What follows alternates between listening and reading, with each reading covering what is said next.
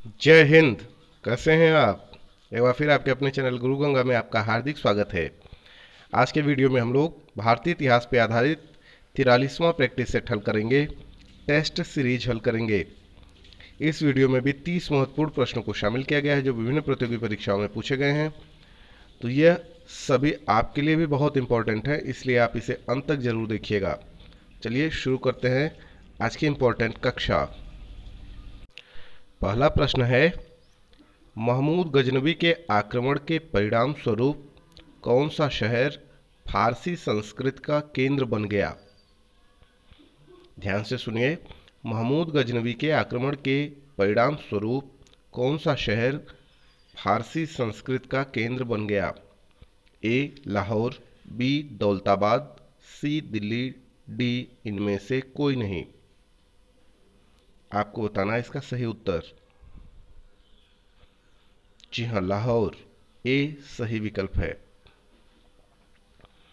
निम्नलिखित में से किसने ढोल की तेज आवाज के साथ एक महिला का अपने पति की चिता के साथ स्वतः को जला लेने के दृश्यों का भयानक चित्रण किया है?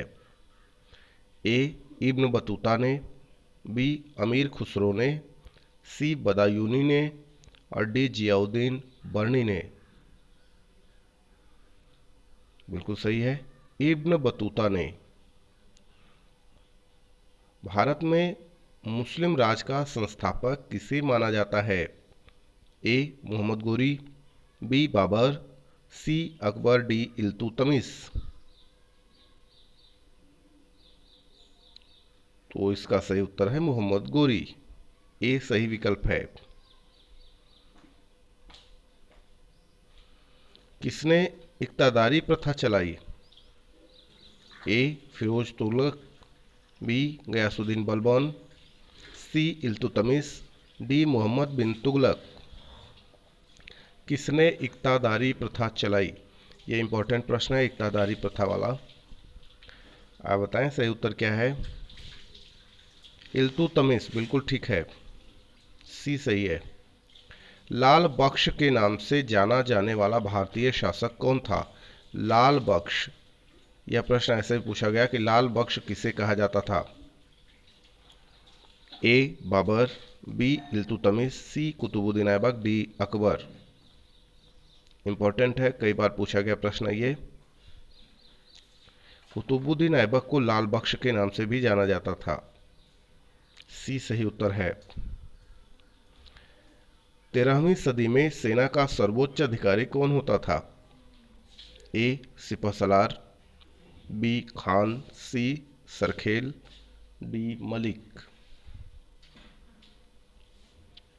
तो 13वीं सदी में सेना का सर्वोच्च अधिकारी खान कहलाता था, बी सही उत्तर है। भारत में गुलाम वंश का संस्थापक कौन था? ए कुतुबुद्दीन ऐबक, बी आराम शाह, सी कैकुबाद और डी इल्तुतमिश। यह प्रश्न भी कई बार पूछा गया प्रश्न है यूपीपीएससी में, यूपीएससी में, एमपीपीएससी में। तो आप ध्यान से देख लें, टेट सुपर टेट में भी आया हुआ है। भारत में गुलाम वंश का संस्थापक कौन था? कुतुबुद्दीन ऐबक बिल्कुल सही उत्तर है, ये ए सही विकल्प है। कुतुब मीनार के निर्माण कार्य को किसने पूरा कराया था? ये वेरी इंपॉर्टेंट प्रश्न है, ये वेरी वेरी इंपॉर्टेंट है, कई जगह पूछा गया प्रश्न है। कुतुब मीनार के निर्माण कार्य को किसने पूरा कराया था? ए रजिया, रजिया का मतलब रजिया सुल्तान, इल्तुतमिश की जो बेटी थी, बी बलबन, सी इल्तुतमिश, डी कुतुबुद्दीन ऐबक। तो इसका सही उत्तर है, हाँ सही उत्तर है इल्तुतमिश। ध्यान दीजिएगा, दो तरीके के प्रश्न बनते हैं कुतुब मीनार पे। कुतुब मीनार का निर्माण किसने प्रारंभ कराया, तब उत्तर आएगा कुतुबुद्दीन ऐबक। अगर ये पूछा जाए किसने पूरा कराया, तब उत्तर आएगा इल्तुतमिश। तो इस बात को ध्यान में आपको रखना है। 8 का सी सही है, यह पूछा जा रहा है किसने पूरा कराया, है ना। तो कुतुबुद्दीन ऐबक ने जो शुरुआत कराई थी उसके अधूरे कार्य को इल्तुतमिश ने पूरा कराया था। ठीक है, तो सी सही उत्तर है। आपको कुतुबुद्दीन ऐबक यहाँ पे नहीं लगाएंगे। आगे देखें, निम्नांकित में से दिल्ली का पहला तुगलक सुल्तान कौन था? ए गयासुद्दीन तुगलक, बी फिरोज शाह तुगलक, सी मोहम्मद बिन तुगलक और डी मलिक तुगलक। तो दिल्ली का जो पहला तुगलक सुल्तान था उसका नाम था गयासुद्दीन तुगलक। ये सही विकल्प है, ये सही विकल्प है। 10वां प्रश्न कहता है, पंजाब के हिंदू शाही राजवंश को किसने स्थापित किया? ए महिपाल, बी कल्लर, सी जयपाल, डी वसुमित्र। तो उसका सही उत्तर है कल्लर, बी सही है। वह रोमन सम्राट अगस्टस की भांति सावधान था कि वह दूसरों की तरह शक्तिशाली न लगे और वह दूसरों के स्तर से अधिक न लगे। यह संदर्भ किसका है? ए जलालुद्दीन खिलजी, बी इब्राहिम लोदी, सी बहलोल लोदी, डी बाबर।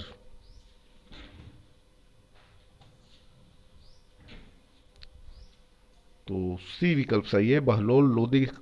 यह संदर्भ बहलोल लोदी का है, सी सही उत्तर है। अल बरूनी किसके शासनकाल में इतिहासकार था?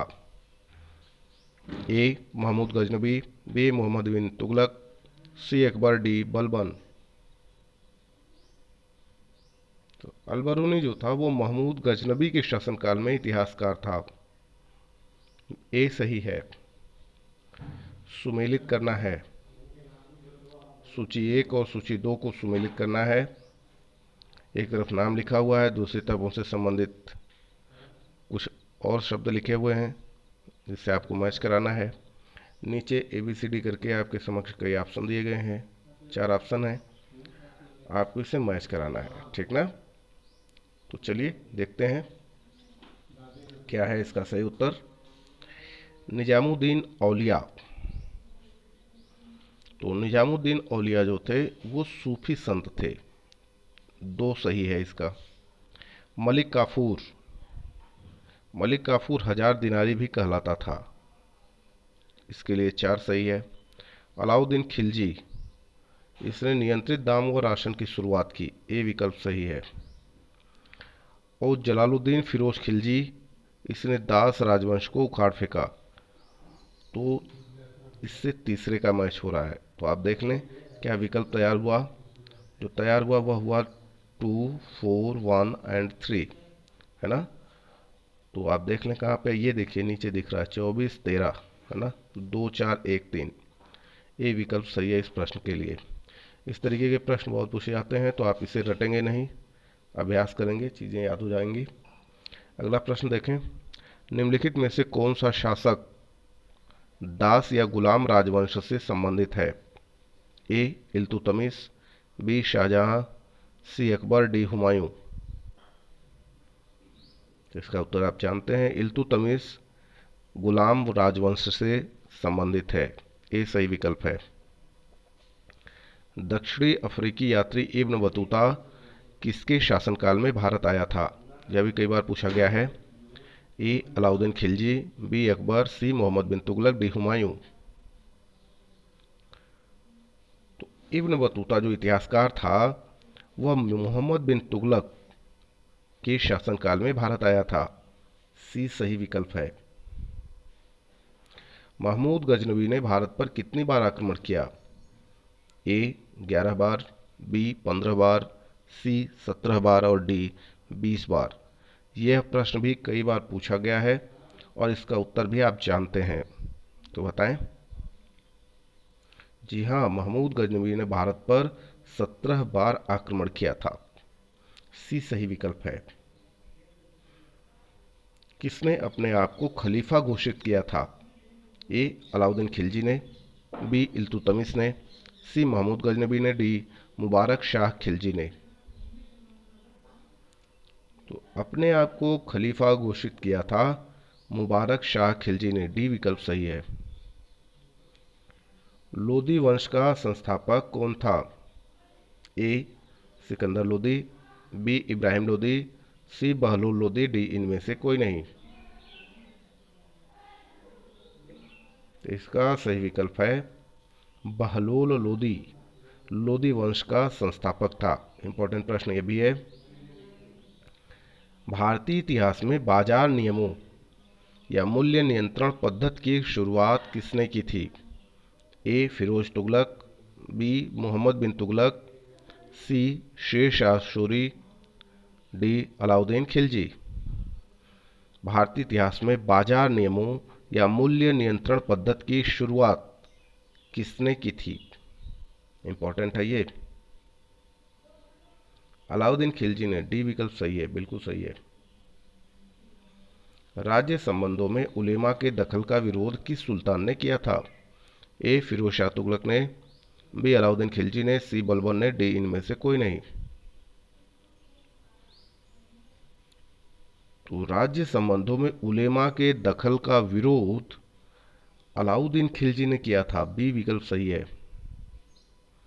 अल बरूनी द्वारा रचित पुस्तक किताब उल हिंद या तारीख उल हिंद में किन विषयों की समीक्षा की गई है?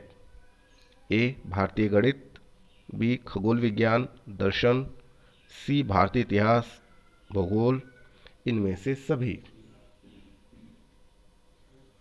तो अलबरूनी ने जो पुस्तक लिखी, यह भी पूछा जाता है कि निम्नलिखित में से अलबरूनी द्वारा रचित पुस्तक कौन सी है, या पुस्तक का नाम दे देता है तो पूछता है कि किसने लिखा।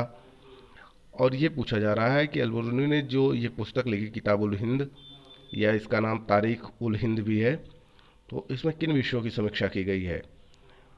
तो इसका जो सही विकल्प है वह है डी, है ना, क्योंकि इसमें भारतीय गणित, खगोल विज्ञान, दर्शन, भारतीय इतिहास और भूगोल, इन सब की समीक्षा की गई है। डी सही विकल्प है।